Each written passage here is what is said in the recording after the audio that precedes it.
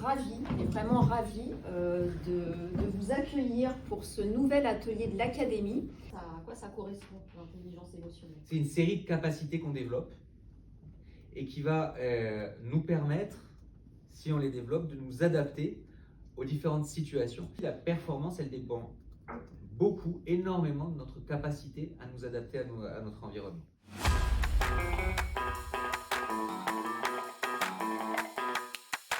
L'émotion de base que notre cerveau tente constamment de reproduire, c'est la joie. La mission de notre cerveau, c'est la joie, pas cher tout de suite. Sauf que du coup, pas cher tout de suite, c'est pas forcément la solution pour régler les problèmes sur le long terme. C'est pour ça qu'on a besoin de maturité émotionnelle, c'est pour ça qu'on a aussi besoin de bien comprendre ce que nous disent les émotions. Et les émotions primaires, ce sont les 6 émotions desquelles toutes les autres vont découler. Toutes les autres sont des variantes de ces 6 émotions. Il y a très souvent un lien fort entre la transgression de mes valeurs et la colère. Donc souvent, lorsque je suis en colère, vous pouvez vous dire qu'il y a une de vos valeurs qui a été transgressée. C'est souvent là que ça part. On va s'ouvrir à de la nouveauté et c'est ça qui va amener votre capacité à proposer des choses nouvelles. Donc c'est très intéressant de générer la surprise dans le monde de l'entreprise. Les comportements instinctifs, c'est lorsqu'on a peur, c'est je suis un animal à grandes jambes, je fuis. Je suis un animal à grandes dents, j'attaque.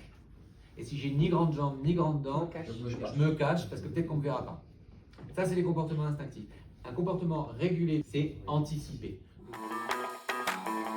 Conscience de soi, c'est identifier que quand je suis au feu rouge derrière une voiture et qu'elle met un peu de temps à démarrer, ça me met en rogne et je klaxonne et je donne 2-3 noms d'oiseaux. La conscience de soi, c'est comprendre que, en fait, ça me met en colère parce que inconsciemment, c'est une marque d'irrespect que de me faire perdre mon temps au feu rouge et que du coup, on piétine mes valeurs et du coup, je réagis de manière instinctive, de manière inconsciente, de manière incontrôlée et bien souvent, de manière inadéquate.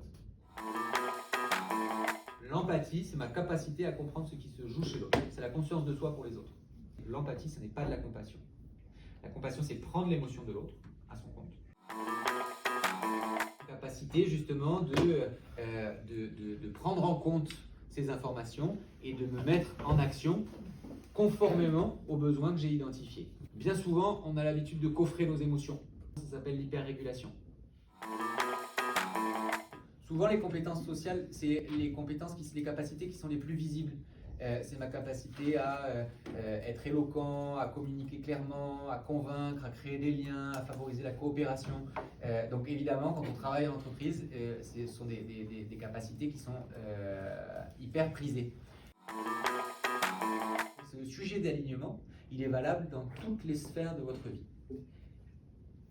Et sinon, votre cerveau va continuer de tourner pour essayer de trouver la cohérence qu'il n'y a pas. Et vous allez vous épuiser petit à petit.